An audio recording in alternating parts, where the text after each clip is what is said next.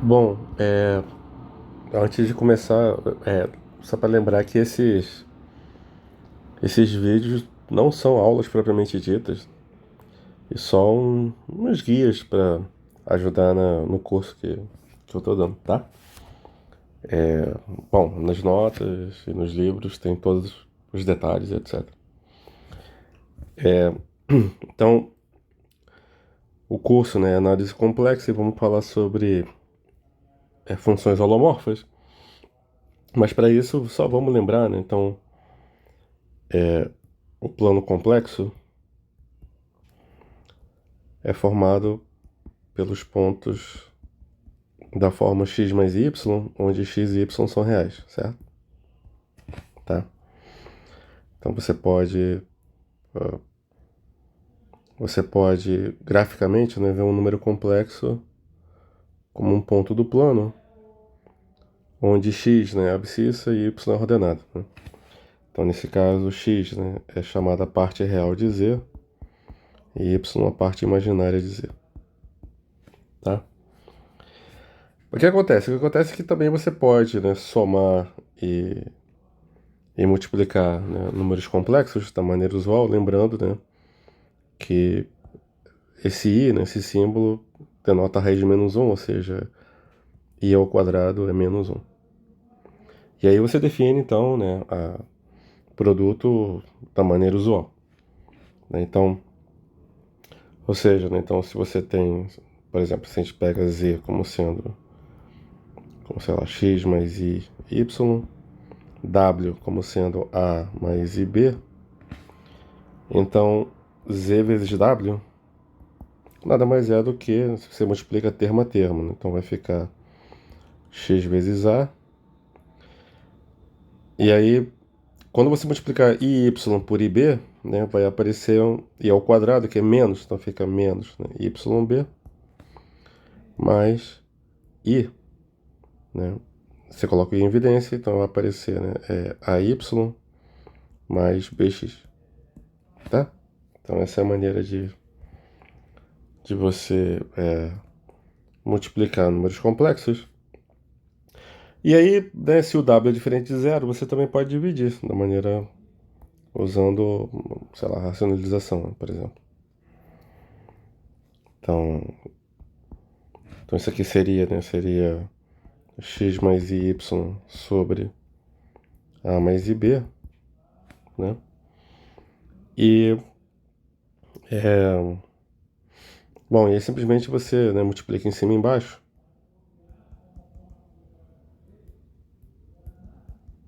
pelo conjugado do w, ou seja, que é a menos ib, tá? E aí o que acontece? Então embaixo, né, vai aparecer então, né, a ao quadrado mais b ao quadrado, certo? Quando você multiplica, né? E se você desenvolve em cima, né, então você vai ter da mesma maneira, então você vai ter então x vezes a, né, mais by, né, dessa vez você tem esse sinal de menos, então i ao quadrado menos 1, aí cancela com o menos do menos ib, sobre, né, a ao quadrado mais b ao quadrado, tá? E aí fica então, sei lá, mais i, né? Então vai ficar bx, né? Desculpa, vai ficar mais ay, né, menos bx sobre, né, de novo, a ao quadrado mais b ao quadrado, tá? Bom, isso aqui, bom, é super razoável, mas o ponto, a gente não vai usar, o ponto é que a gente tem uma divisão, tá? Também bem que de bônus, a gente apareceu esse a ao quadrado mais b ao quadrado, se você lembra, isso é o quadrado da norma no plano, né? Então a gente pode denotar então a norma de um ponto z como sendo a raiz quadrada do produto dele pelo conjugado dele, né? Onde o conjugado é A menos IB. Quer dizer, desculpa. No caso seria x menos y, né? Já que o z é x mais y. Tá? E, bom, então isso aqui nada mais é do que raiz, né, de x ao quadrado mais y ao quadrado, que é a distância, né, do ponto Z no plano à origem, né? Tá? Então você tem uma noção de, de distância. Bom, independente disso, né, o ponto é que uma vez que a gente tem uma divisão, então a gente pode, ao invés de ah, definir, né, diferenciabilidade como em análise na RN, ou seja, a existência de uma matriz, né, tal, que aproxima linearmente a função, né, certo? A gente simplesmente pode dizer o seguinte, então, definição. Então, então se eu pego, né, um conjunto aberto no plano complexo, eu posso fazer a abertura da mesma maneira como no plano, né, porque eu tenho uma distância, tá? E eu pego um ponto Z0 em ômega, então F, né? Eu digo que F é holomorfo em Z0 se, né, o limite, né, do quociente de Newton existe. Ou seja, o limite quando h vai para zero de F de Z0 mais H menos F de Z0 sobre H converge, né, quando H vai para zero no plano complexo. E, bom, se existir, eu chamo isso de F' de Z0, que é um número complexo. Então, isso aqui é um número complexo também. Tá? Então, a gente tem essa noção aí de holomorfia. Bom, o que acontece? O que acontece é que essa noção se parece muito com a noção, né, em análise na reta, por exemplo, né? E aí você pode provar da mesma maneira várias coisas, né? Você pode provar o resultado de aritmética, né? Ou seja, né, a derivada, né, da soma ou da diferença é a soma ou a diferença, né, das derivadas, caso elas existam, né?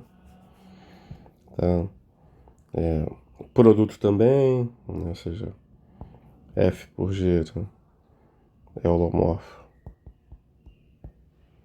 em Z0, ou seja, estamos supondo que F e G são holomorfos em Z0, né? Então, produto, quociente também é holomorfo, né?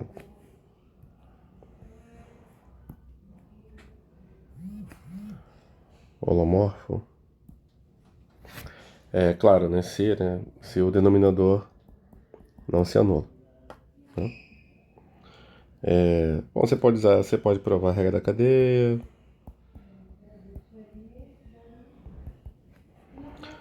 né? Você pode provar, por exemplo, que polinômios, né, são holomorfos, ou seja, então, exemplo.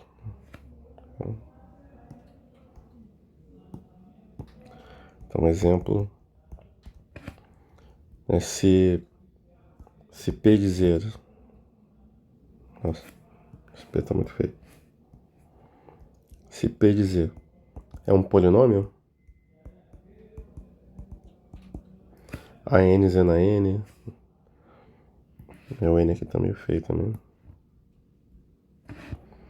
mais, sei lá, né, A1Z mais A0, então ele é diferenciável e a derivada, né,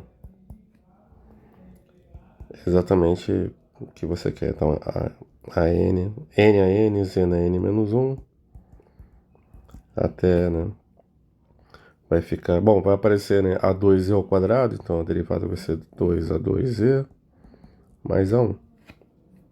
Aí por aí vai. Então são coisas, né, bem simples, tá? Só que o ponto todo, né, é o seguinte, né? Por exemplo, né, então, se eu pego a função f de z igual a z, que é a identidade, então ela, né, está relacionada. Lembra, né, que a gente podia pegar z como um ponto no plano x, y, onde x é a parte real e y é a parte imaginária. Então ela está relacionada com uma função f grande, né, de R2 em R2, que pega xy e vai levar em xy, né? Tá? Né? Então essa aqui é uma aplicação linear e é diferenciável.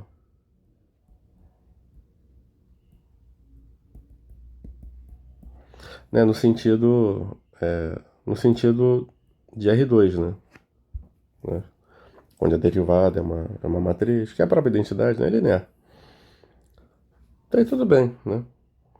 Só que o que acontece, né, é que se eu pego agora essa outra função, que é o conjugado, né? Então, pela mesma razão, ela vai estar relacionada, né, com essa aplicação em R2, né, que é linear também, né? Então, como ele é linear, né, portanto, também é diferenciável do ponto de vista de R2 e etc, etc. Porém, né,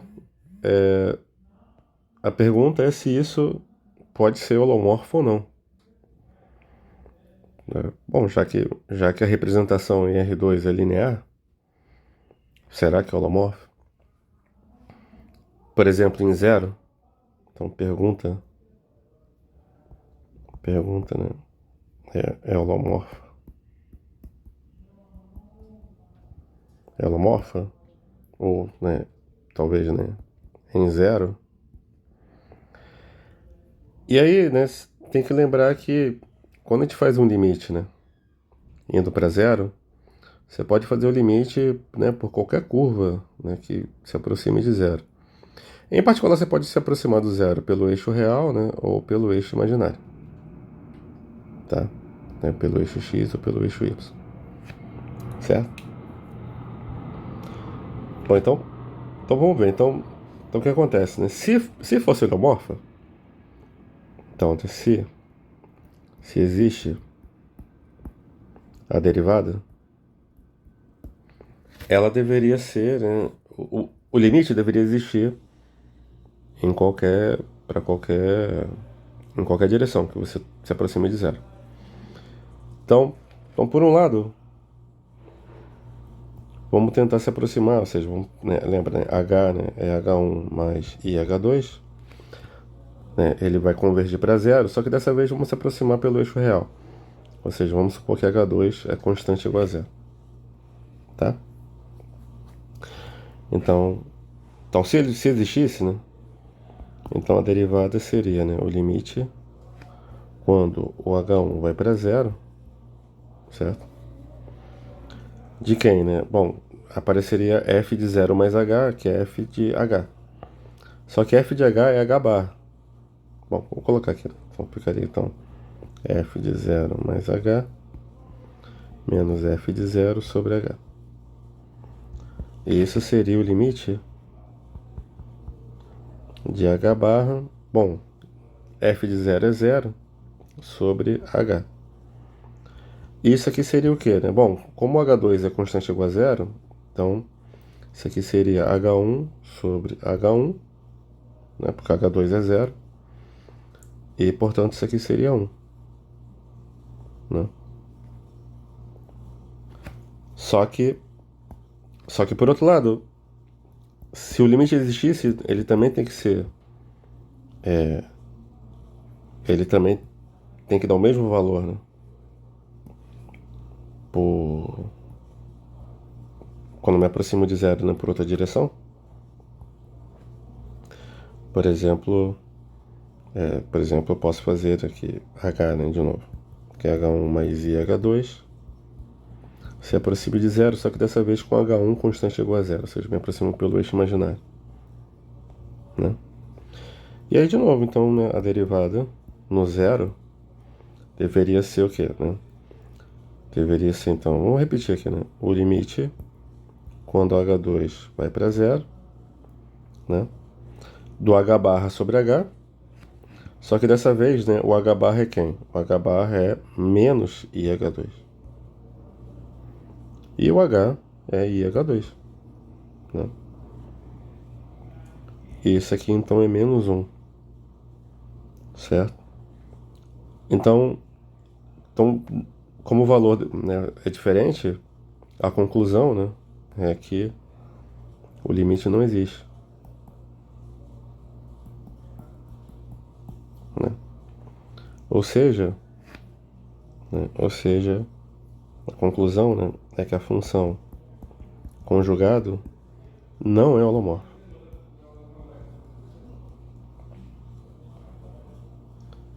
Apesar que, do ponto de vista real, ela é linear, ela é super diferenciável, né?